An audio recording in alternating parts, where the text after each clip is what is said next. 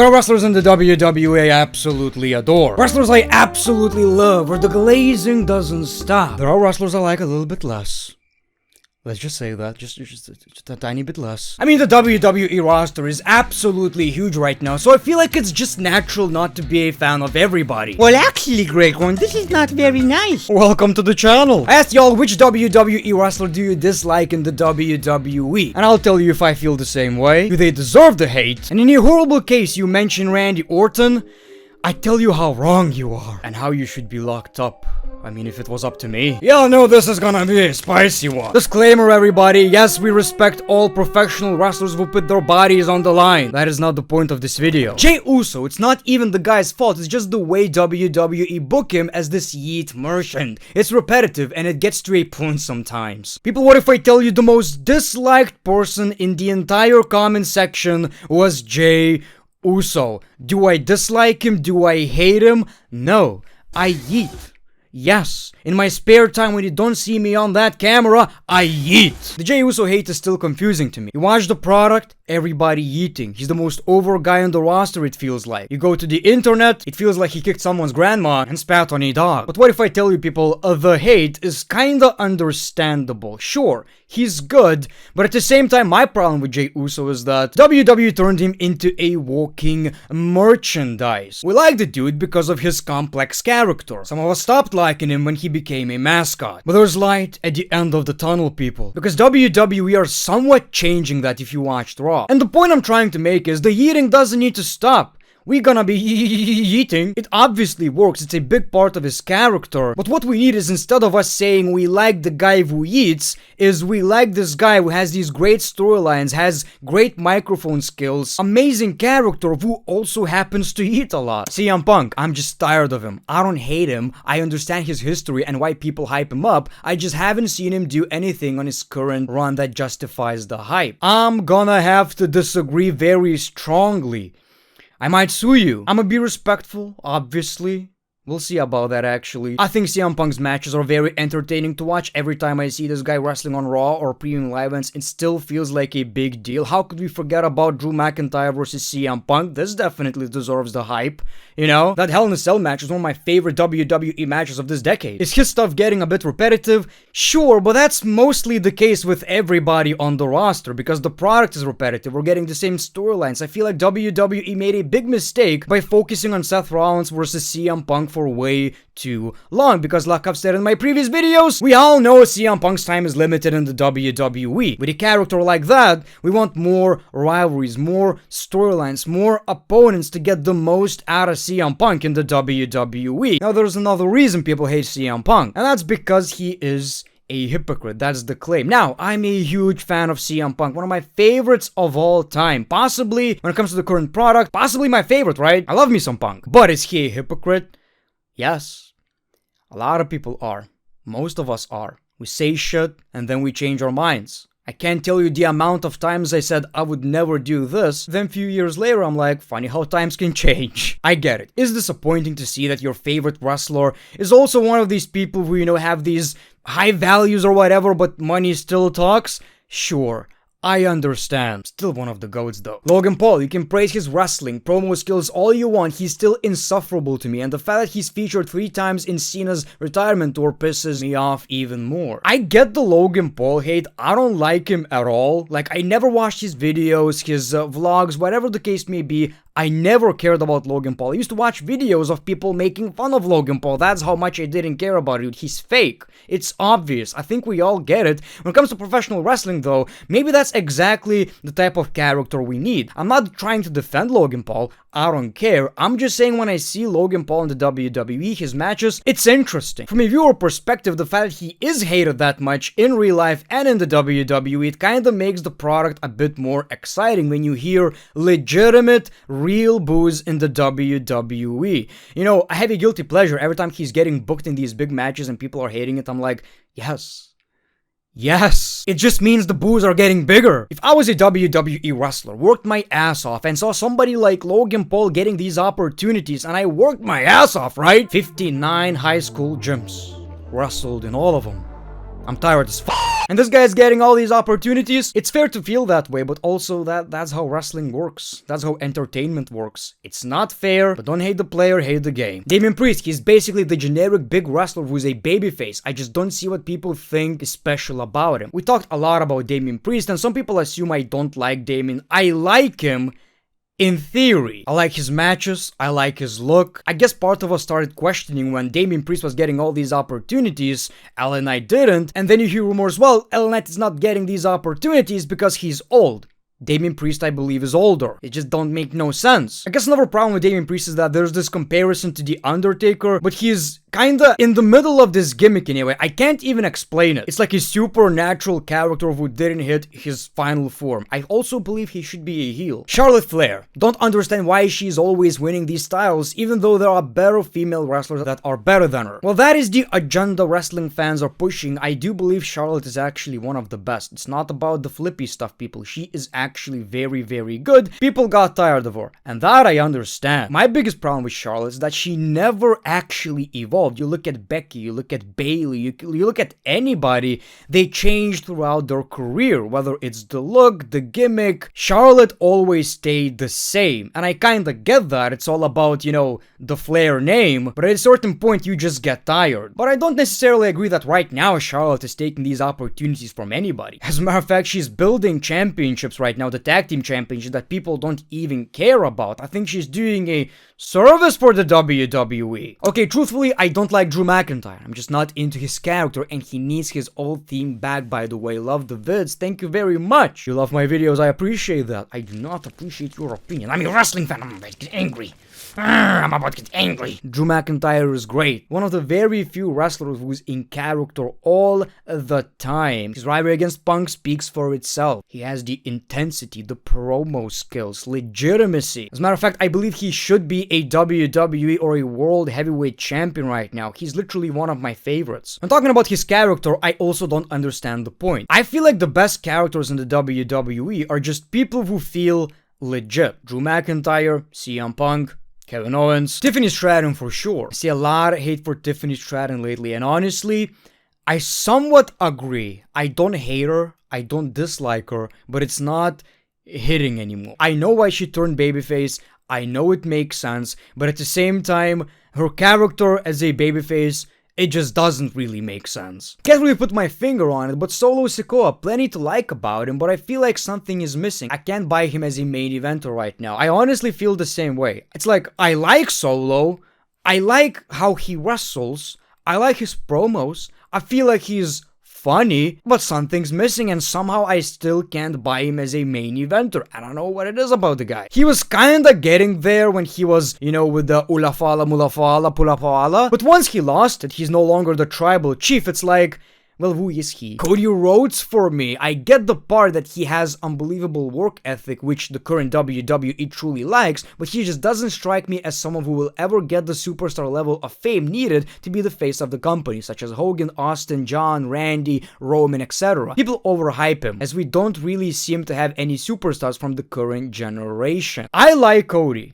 I guess the biggest problem right now is that barely anything in the WWE hits. Is his WWE Championship title reign exciting? Not necessarily. Should he be the face of the company? I think yes, and this is what people need to understand. You compare him to Hogan, Austin, John Cena, but then you gotta look at all of these names and realize all of these names are very different gimmicks. They're a product of its time. That's the exact same thing with Cody Rhodes. Hulk Hogan was the face of the 80s, 90s, and it was all about America, brother. Then you have Stone Cold Steve Austin when people wanted the edgy stuff. Then the culture changed again. We have John Cena, you know, who's a rapper, and then obviously transitioned into the face of the PG era. Roman Reigns as a face of the company didn't really work out in the beginning. It only worked out when people realized we want bad guys as the face of the company, because that's exactly what people cheered for back in the day. Babyfaces didn't get over anymore. Cody is the perfect face of the company, in my opinion, when we talk about this era of professional wrestling. He's a mixture of pretty much everything. LA Knight for me. The most important part of wrestling is the talent in the ring, and LA Knight doesn't provide enough of that for me. I will say he is pretty charismatic, but that's just not the most important thing for me. The key word for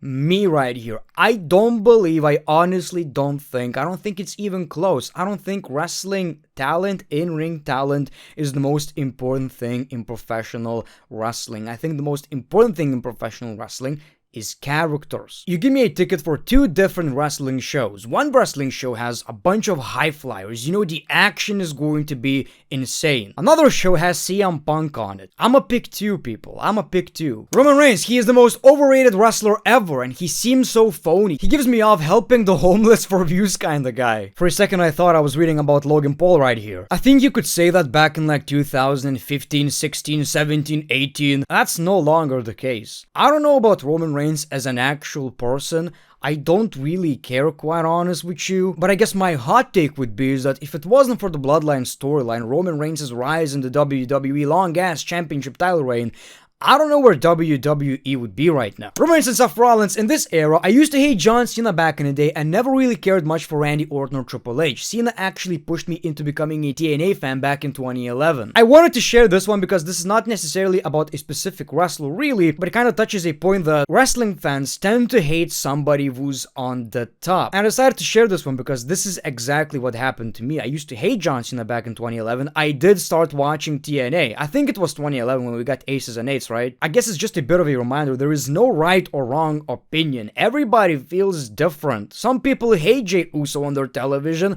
Other people are going to, you know, visit Monday Night Raw just because they want to yeet. Gunther, his name should be in the definition of word boring. I get what you mean. I do like Gunther. A lot, actually. And this is where we have opinions conflicting. We have characters, and then we have great wrestlers like Gunther. And here's the thing, it's all about variety. Gunther is going to give you great matches. I think barely anyone really touches Gunther when it comes to in-ring. Is that the most important thing in the world? No, but he also has a pretty interesting character, even if, you know, it seems bland. But I kind of believe that's kind of the point. He's a classic wrestler. The entire point of his gimmick, I respect tradition. Shinsuke Nakamura does nothing but stare in the background. Bring back 2018 Shinsuke. Shinsuke is one of these guys who never necessarily really clicked for me. I kinda enjoyed his work. There are some matches I loved, but at the same time, I never fully got the hype. Maybe WWE is partially to blame because they give him a push and after a couple of months, they give up. Nia Jax. On this channel, we love Nia Jax. Only nice words about Nia. This got 120 likes, by the way. I don't know why. People are sarcastic. People are just laughing it off. It doesn't make sense. Cena, Austin, Nia. Let me repeat that. Cena, Austin, Nia. Great one. Every time I miss the opportunity to get on your video, please, the forehead of the table, pick me. And the one I really hate the most is probably the Judgment Day. They kinda grew stale. I'm gonna have to agree. It seems like the Vision took over this whole concept of, you know, Judgment Day kicking off Raw, ending Raw. Now it's the Vision. But I lately also don't see the purpose of the Judgment Day anymore. I don't really care that much other than Dominic Mysterio's shenanigans. Sometimes it's funny. And while I say this, I do realize something is going to change once Liv Morgan returns to WWE. If they don't drag it for too long, because that's a mistake WWE keep making. There's a difference between long-term booking and just dragging out things. Out of this entire photo, I really loathe Bayley. I just never got on board with anything she did. Her matches, her looks, followed by 2025 Jay. I like Bayley. She's definitely in my like top 6, I don't know, wrestlers, female wrestlers in the WWE. I kinda lost a little bit of interest ever since she turned face and got the new theme song, and that tells you how important a good theme song is. It's just unbearable. I hear the theme song, I get sad, I get disgusted, I question how could WWE hire Def Rebel. No matter how good a wrestler is, if the theme song is that bad, it does make a difference, people. Jade Cargill, why is she so adored? She's a wannabe Bianca and she can never lose clean. There's always someone getting involved if she loses. Well, that is not the case. She lost against Tiffany Stratton clean. That happened. I mean, look, like I've said, variety. There are many different reasons why somebody gets popular, many different reasons why WWE would push someone. Jade is like, she's built different. I think that's the best way to describe her. She's built different. Nobody else looks like that. Have you seen her? Her abs have abs. And her abs that have abs, they also have abs. And abs of abs that have abs have biceps. Sami Zayn, because he had the same underdog character for years now and still doesn't make any sense to push him more than guys like Austin Theory or other guys like even Karrion Kross deserved it more than him. I see a lot of Sami Zayn hate lately. Some of it is probably justified. People are tired, and this is what happens, people. This is what happens when somebody is the most over guy on the roster. He definitely was at one point, and WWE never actually did anything. They always came close with Sami Zayn, but he never actually reached the top of the mountain, and people give up and people feel like it's repetitive. The same story is being told. That's what happens when WWE fucks things up, basically.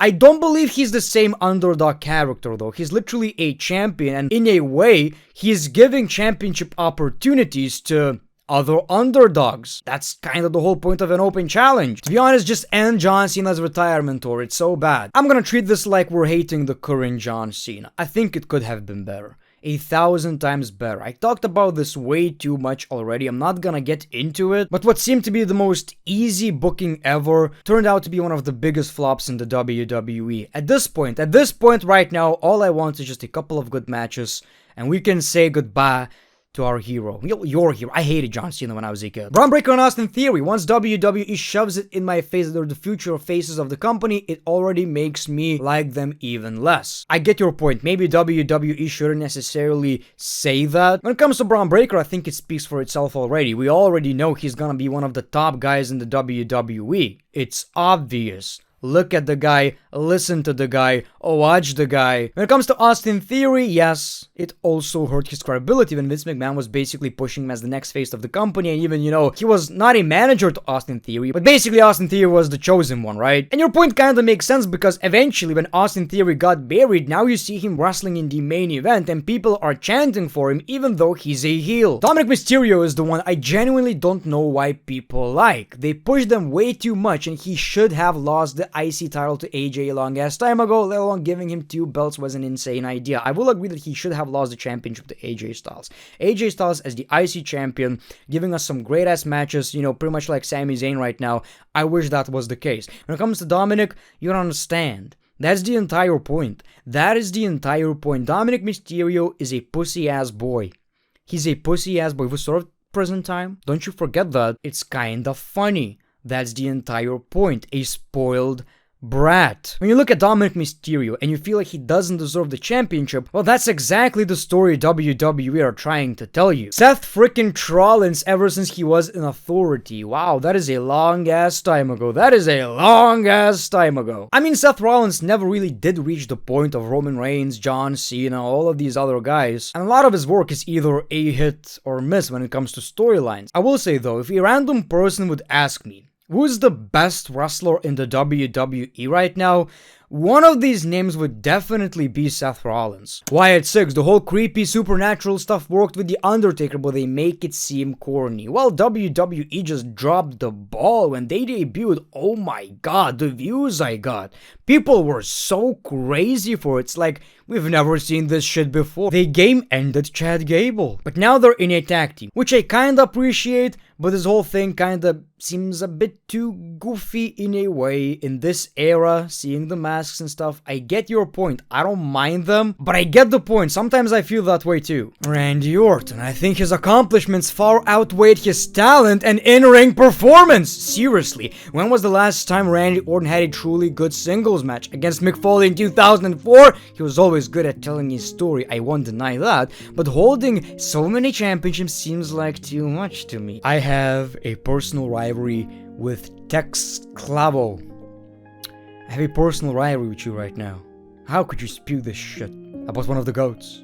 One of the GOATs. If anything, I feel like if Randy Orton got his shit together when he was younger, he would be in the place of John Cena possibly, or at least closer to John Cena. A lot of people are saying Randy Orton is not that good in the ring, but then you listen to any wrestling interview, anytime somebody asks a wrestler who is the best opponent you've ever had, it's always Randy Orton. I want you to listen to this shit. It's always Randy Orton. Even GOATs like Daniel Bryan, who's one of the greatest technical wrestlers in the WWE, pro wrestling in general, I'm pretty sure he answered the same way. Randy frickin' Orton. Does Randy Orton deserve hate? No. He only deserves praise, love, and mostly glazing. Randy, we need to glaze Randy more. Thank you for watching this video, people. Hopefully you enjoyed the great One Piece love and hugs. It's been a pleasure.